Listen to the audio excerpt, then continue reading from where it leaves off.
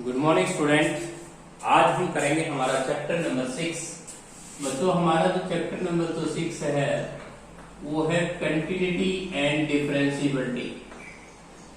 तो यहाँ से आप नया चैप्टर पढ़ रहे हैं बच्चों। हमारा chapter number 6 continuity and differentiability है। तो बच्चों सबसे पहले हम पढ़ेंगे यहाँ की कंटिन्यूस की डेफिनेशन क्या होती है। हमारा फंक्शन किसी पॉइंट पे कंटिन्यूस कब होता है। बच्चों f(x) is continuous at x = a। जब फंक्शन को a पॉइंट पे कंटिन्यूस कब कहा जाएगा, जब उसके अंदर 3 कंडीशन होनी चाहिए। बच्चों सबसे पहले आप क्या करेंगे कि फंक्शन के ऊपर लिमिट ऑपरेट करके देखेंगे कि आपके फंक्शन पे लिमिट जो है एग्जिस्ट होती है नहीं होती है। उसके बाद बच्चों हमारा सेकंड पार्ट है, फंक्शन में हम जाके अपने पॉइंट को रखेंगे, ये भी एग्जिस्ट होना चाहिए। अब तीसरी कंडीशन ये है बच्चों कि हमारे पास limit x tends to a f(x) is equal to f(a), ये दोनों बराबर भी आने चाहिए। तो बच्चों यदि आपकी ये 3 कंडीशन सेटिस्फाई हो जाएंगी तो हमारा फंक्शन a पॉइंट पे कंटिन्यूस माना जाएगा।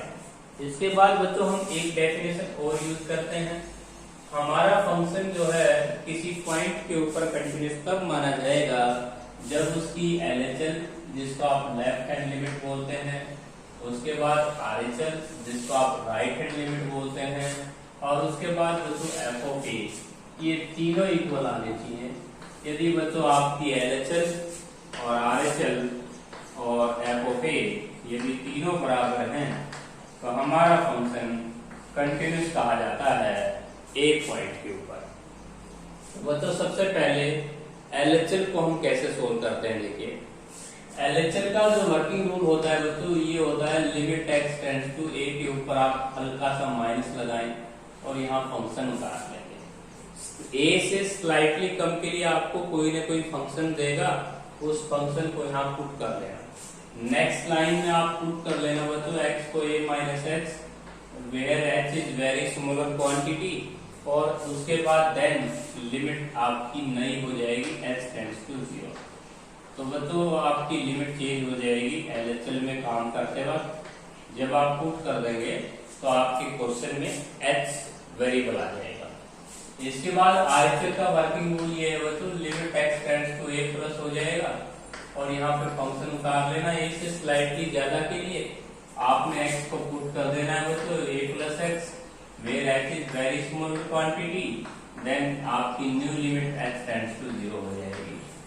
ये वर्किंग रूल है बच्चों। Limit x tends to 0 function में जाके आप अपने x को जब पुट करोगे तो आपके क्वेश्चन में h वेरिएबल आ जाएगा, फिर h को आप 0 पुट करके अपना आंसर ले सकते हैं। तो बच्चों यदि आपकी LHL RHL f(a) तीनों बराबर आई हुई है तो फंक्शन एक पॉइंट पे कंटिन्यूस माना जाएगा।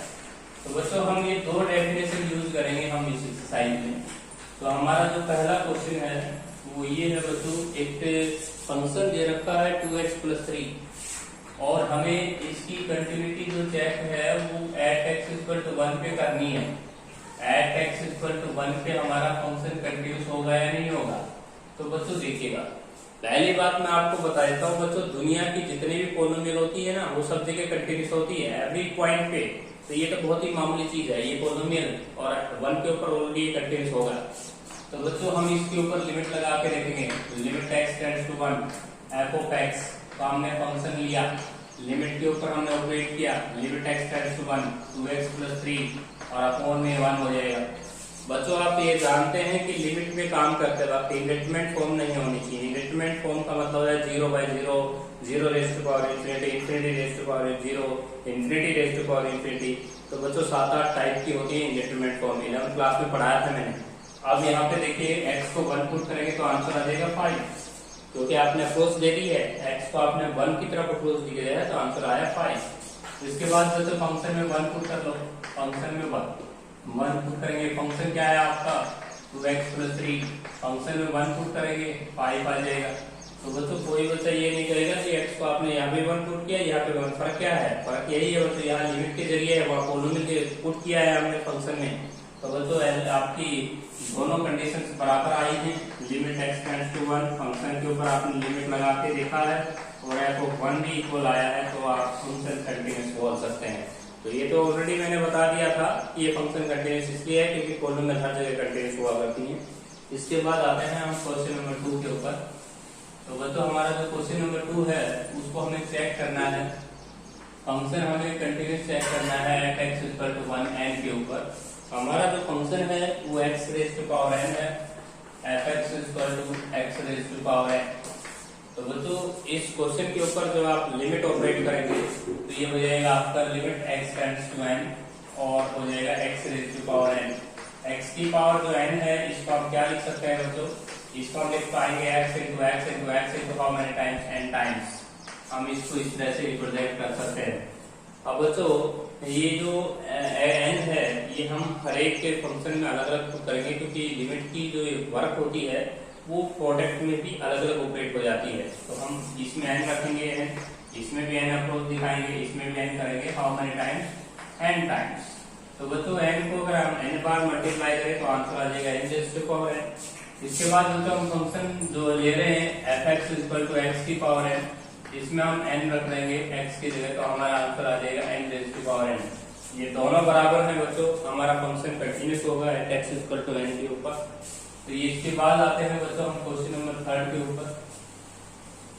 क्वेश्चन नंबर जो 3 है हमारा उसको देखिएगा, बड़ा इजी क्वेश्चन है।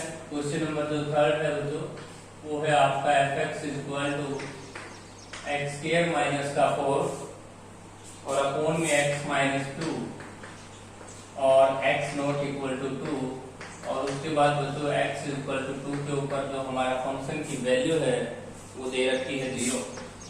तो बच्चों इस क्वेश्चन में ना f2 ऑलरेडी गिवन है, फंक्शन की जो वैल्यू है 2 के ऊपर वो 0 गिवन है, ये गिवन दे रखी है आपको। अब हमें फंक्शन के ऊपर 0 के 2 के ऊपर काम करना है क्योंकि इसकी कंटिन्यूटी हमें डिस्कस करनी है। Discuss the continuity at x equal to 2। तो बच्चों आगे फंक्शन के ऊपर लिमिट लगाएंगे, लिमिट x टेंड्स टू 2 तो यहाँ पे हो जाएंगे आप x स्क्वायर माइनस का 4 बाई एक्स माइनस 2। अब बच्चों आप 0 बाई 0 फॉर्म में खड़े हैं क्योंकि आप x को 2 यहाँ पे पुट नहीं कर सकते। ऐसी सिचुएशन में आप क्या किया करते थे बच्चों, फैक्टर किया करते थे।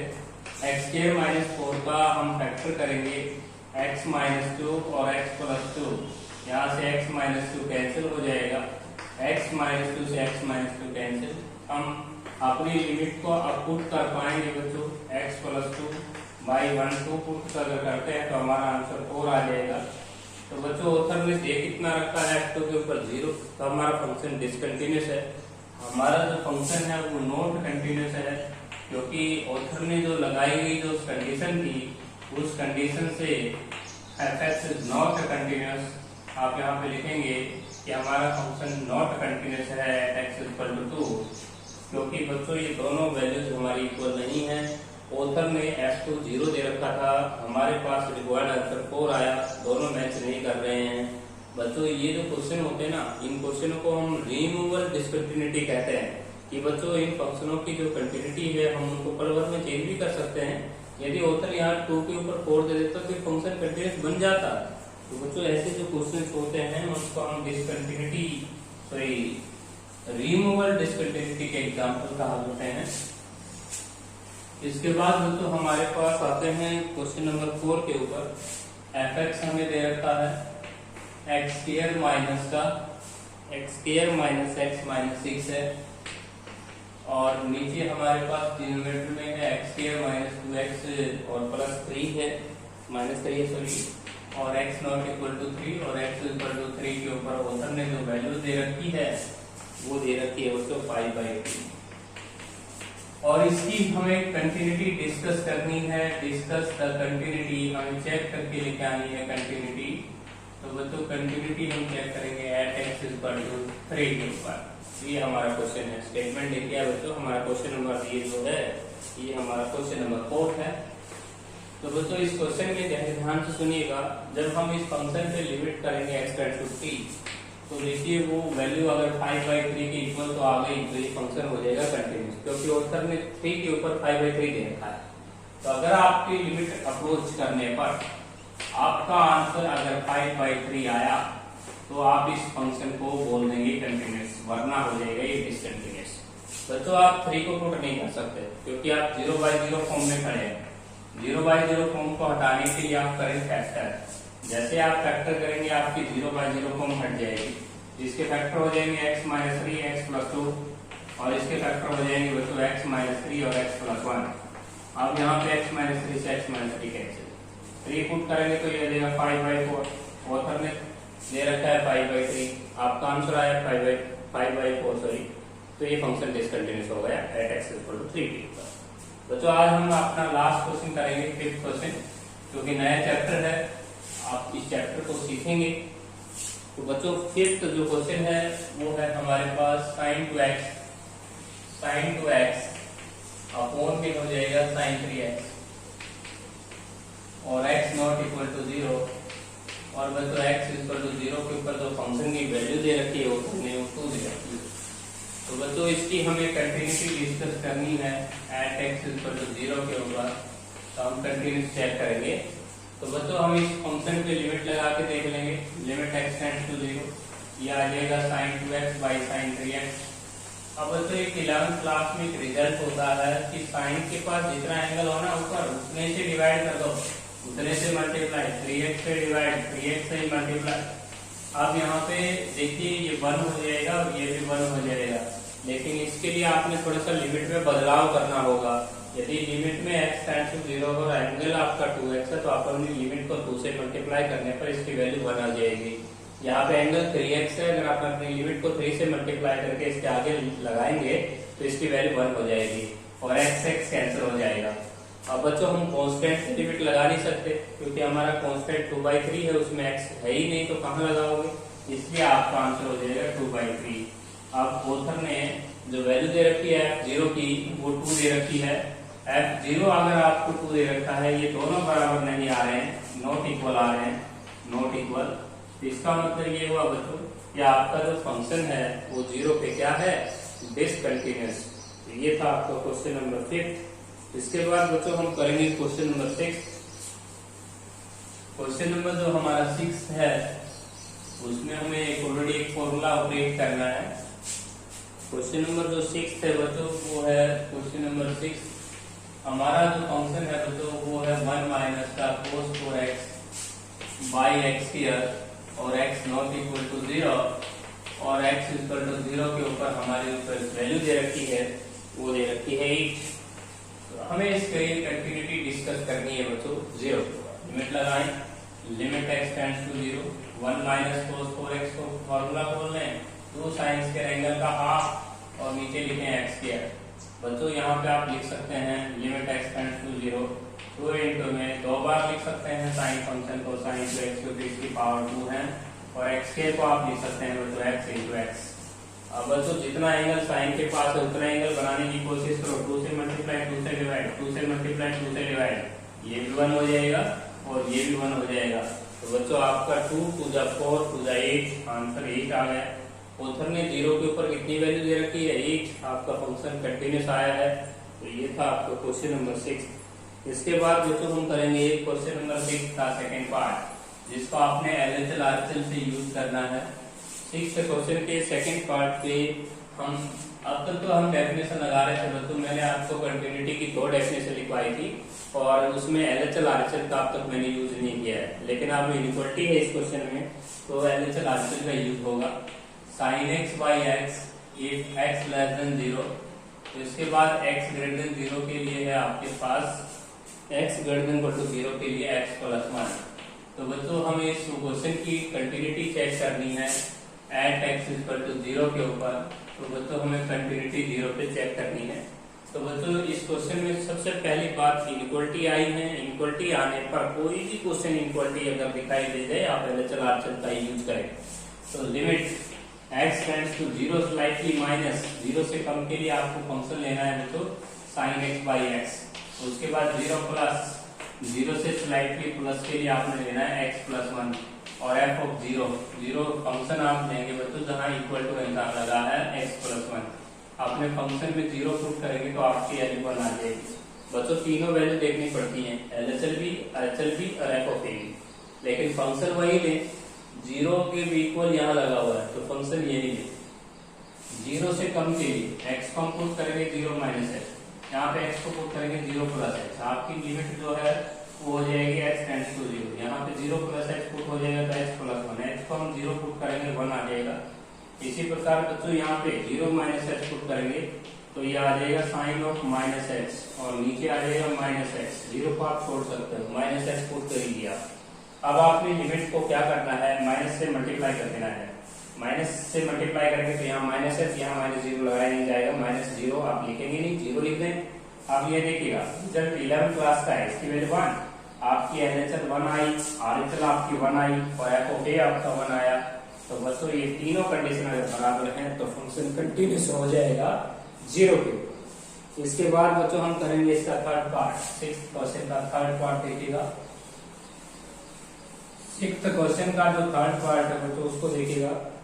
fx है हमारे पास x cos 1/x और यहाँ पे x नॉट इक्वल टू 0 है और उसके बाद x इक्वल टू 0 के ऊपर दे रखा है बच्चों वैल्यू हमें दे रखी है 0। तो बच्चों हम इस क्वेश्चन को जब सोल्व करेंगे तो डेफिनेशन लगा सकते हैं लिमिट x टेंड्स टू 0 और cos x cos 1/x। जैसे आप यहाँ पे 0 पुट करेंगे 0 multiply limit x tends to 0 cos 1/x, यहाँ पे तो आपने 0 पुट कर दिया x के अंदर, लेकिन cos 1/x के ऊपर आप इसको नहीं लिखेंगे, इसके बारे में लिखेंगे 0 मल्टीप्लाई फाइनाइट क्वांटिटी, ये लिखना पड़ेगा आपको एग्जाम में। क्योंकि बच्चों cos फंक्शन जो है वो -1 और 1 के बीच में ऑसिलेट होता है, -1 और 1 के बीच की वैल्यू देता है लिमिट लगने पर, इसलिए इसका आंसर 0 आ जाएगा। ऑथर ने 0 के ऊपर कितना वैल्यू दिया हुआ है 0, तो ये फंक्शन जो है आपका 0 पे क्या है कंटिन्यूस। तो बच्चों ये था आपका क्वेश्चन नंबर 6, आप यहाँ से क्वेश्चन नंबर 6 तक क्वेश्चन सोल्व कीजिएगा।